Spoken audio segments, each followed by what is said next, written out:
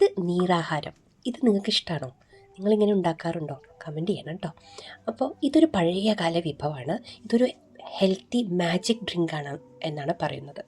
പഴയ കാലത്ത് പാടത്തും തൊടിയിലും ഒക്കെ ജോലി ചെയ്യണവർക്കുള്ളൊരു ഹെൽത്തി ഡ്രിങ്കാണിത്. ഇതിന് നന്നായി തണുത്ത കഞ്ഞിവെള്ളം വേണം. ഇതിപ്പോൾ ഒരു 4-5 മണിക്കൂർ 4-5 മണിക്കൂർ ഇരുന്ന് തണുത്ത കഞ്ഞിവെള്ളം കേട്ടോ. അങ്ങനെ ആ കഞ്ഞിവെള്ളം വേണം. പിന്നെ നമ്മൾ വെള്ളച്ചോറ്, ഇത് ഞങ്ങൾ പാലക്കാട് ഇതിന് വെള്ളച്ചോറ് എന്ന് പറയും. തലേ ദിവസത്തെ ചോറ് നമ്മൾ വെള്ളത്തിലിട്ട് വയ്ക്കില്ലേ, അതിന്ന് ഈ ചോറ് മുഴുവനൊന്നും നമുക്ക് വേണ്ട. ഒരു 2-3 സ്പൂൺ ചോറേ ആവശ്യമുള്ളൂ കേട്ടോ. പിന്നെ ആ ചോറിലുള്ള വെള്ളം കൂടി നമുക്ക് ആവശ്യമുണ്ട്. ഈ 2-3 സ്പൂൺ വെള്ളച്ചോറും പഴഞ്ചോറും അതിൻ്റെ വെള്ളം മുഴുവനും നമുക്ക് എടുക്കാം കേട്ടോ. ഇനി ഇതിനെ ഒന്ന് മിക്സിയിൽ നിങ്ങൾക്ക് ഒന്ന് ഗ്രൈൻഡ് ചെയ്യണമെങ്കിൽ ചെയ്യാം. അതല്ലെങ്കിൽ വല്ല കടകോലോ മത്തോ ഉപയോഗിച്ചിട്ട് ഇതിനെ നന്നായിട്ട് ഉടച്ചെടുക്കണം കേട്ടോ. നന്നായിട്ട് ഉടച്ചെടുക്കണം. തൈര് മാത്രം ഇങ്ങനെ വറ്റ് കാണാനേ പാടില്ല, അതുപോലെ ഉടച്ചെടുക്കണം കേട്ടോ.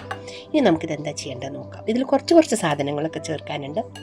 ഇപ്പോൾ 2-3 സ്പൂൺ പഴയ ചോറ് ഞാൻ നന്നായിട്ട് ഉടച്ച് അതിനെ നമ്മൾ തണുക്കാൻ മാറ്റി വെച്ച ആ കഞ്ഞിയിലേക്ക് ഒഴിച്ച് നന്നായി മിക്സ് ചെയ്ത് കൊടുക്കാം കേട്ടോ.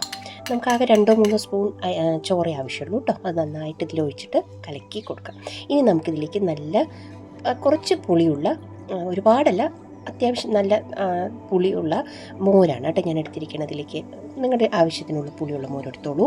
ഇനി അതും കൂടി ഞാൻ ഇതിലേക്ക് ഈ കപ്പിൽ കാണുന്ന അത്രയും മോര് മുഴുവൻ ഞാൻ ഇതിൽ ഒഴിക്കുന്നുണ്ട്. ഒരു വലിയൊരു കപ്പ് ഉണ്ട് കേട്ടോ അതിൽ മോര്. എന്നിട്ട് ഞാൻ മൊത്തം ഇപ്പോൾ ഒഴിച്ചു കൊടുക്കണില്ല, പകുതി മുക്കാലും ഇപ്പോൾ ഒഴിച്ചു കൊടുക്കുന്നുണ്ട്.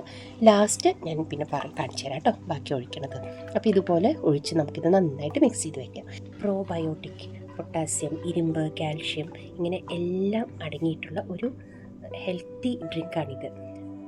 അപ്പോൾ ഇതിലേക്ക് ഇനി നമുക്ക് വേണ്ടത് കുറച്ച് ചെറിയ ഉള്ളി, കുറച്ച് പച്ചമുളകും വേണം. അത് ചെറിയ ഉള്ളി ഇതുപോലെ നല്ല ചെറുത്ത് നൈസായിട്ട് അരിഞ്ഞെടുക്കണം. പച്ചമുളകും അതെ. അപ്പോൾ നമുക്ക് കഴിക്കാനിത് കുറച്ചുകൂടി നല്ല ടേസ്റ്റി ആയിട്ട് ഉണ്ടാവും. അപ്പോൾ നമുക്കിത് നന്നായിട്ട് ചെറുതായിട്ട് കുനുകുനാന്ന് മുറിച്ചെടുക്കാം കേട്ടോ. രാവിലെ പണിക്ക് ഇറങ്ങുന്നതിന് മുമ്പ് അവർക്ക് ഫുൾ എനർജി കിട്ടാൻ വേണ്ടി പഴയ കാലത്ത് ഒരു പാനീയമായിട്ടാണ് ഇത് കഴിച്ചിരിക്കുന്നത്. നമ്മളുടെ ഇപ്പോഴത്തെ പഴങ്കഞ്ഞി പോലെ കപ്പയും മീനും ഒക്കെ ചേർത്ത് അങ്ങനെയല്ല. ഇതൊരു നീരാഹാരം, വെള്ളം പോലത്തെ ആഹാരമാണ് കേട്ടോ. അപ്പോൾ ഈ അരിഞ്ഞു വെച്ച ഉള്ളിയും മുളകും ഞാൻ അതിലേക്ക് ചേർത്തി കൊടുത്തു. പിന്നെ ആവശ്യത്തിന് ഉപ്പും കൂടി ചേർത്ത് ഇത് നന്നായിട്ട് നമുക്ക് ഇളക്കി യോജിപ്പിക്കണം. മോര് നമ്മൾ ഓൾറെഡി ഇതിൽ ചേർത്തിട്ടുണ്ട് കേട്ടോ. ഇനി ആവശ്യത്തിന് കറിവേപ്പില ചേർക്കാം. ഇനി അതിലേക്ക് കുറച്ച് മല്ലിയിലയൊക്കെ ഞാൻ ഇട്ടതാണ് കേട്ടോ. അത് കറിവേപ്പില ഇടാറുള്ളൂ. നിങ്ങൾക്ക് ഇഷ്ടമാണെങ്കിൽ മല്ലിയില ഇട്ടുള്ളൂ. മല്ലിയില ഇടുമ്പോൾ നല്ല രസമാണ്, നല്ല ടേസ്റ്റും നല്ല മണമാണ്. പിന്നെ ഇഞ്ചി ഇഷ്ടമുള്ളവർക്ക് ഇഞ്ചി കൂടി ഇടാം കേട്ടോ. അപ്പോൾ ഇതെല്ലാം കൂടി ചേർത്ത് ഇതിപ്പോൾ നന്നായിട്ടൊന്ന് സെറ്റായിട്ടുണ്ട് കേട്ടോ. അത് നോക്കൂ, കാണുമ്പോൾ തന്നെ അത് എടുത്ത് കുടിക്കാൻ തോന്നണില്ലേ? ചൂട് കാലത്താണെങ്കിൽ പറയണ്ട, അത്രയും സുഖമായിരിക്കും ഇത് കഴിക്കാൻ. അപ്പോൾ ഞാൻ ബാക്കി വെച്ചിരിക്കുന്ന ആ തൈരും കൂടി ഞാനിതിലേക്ക് ചേർത്ത് കൊടുത്തിട്ടുണ്ട് കേട്ടോ. അപ്പോൾ നന്നായിട്ട് സെറ്റായിട്ടുണ്ടത്. ഇത് പണ്ട് കാലത്ത് ഇവർ കുറേ ഇങ്ങനെ കുടിക്കും ഇത്രേ. പണ്ടുള്ളവർ രാവിലെ തന്നെ ഇത് ഒരു വലിയ കലം നിറയെ കുടിക്കും ഇത്ര. അപ്പോൾ അവർക്ക് ഉച്ചവരയ്ക്കുള്ള ഫുൾ എനർജി കിട്ടും ഈ പാനീയത്തിൽ നിന്നാണ് പറയണത്. പണ്ട് കാലത്ത് അവർ ഈ നീരാഹാരം എന്നും കഴിച്ചിരുന്നു എന്ന്. 1780 മദുരാശിയിലെ ധർമാശുപത്രിയിൽ സ്ഥിരമായിട്ട് പഴങ്കഞ്ഞി കൊടുക്കുമായിരുന്നു അത്ര. അങ്ങനെ ആ ആശുപത്രിക്ക് കഞ്ഞിത്തൊട്ടി എന്നൊരു പേരുണ്ടെന്ന്.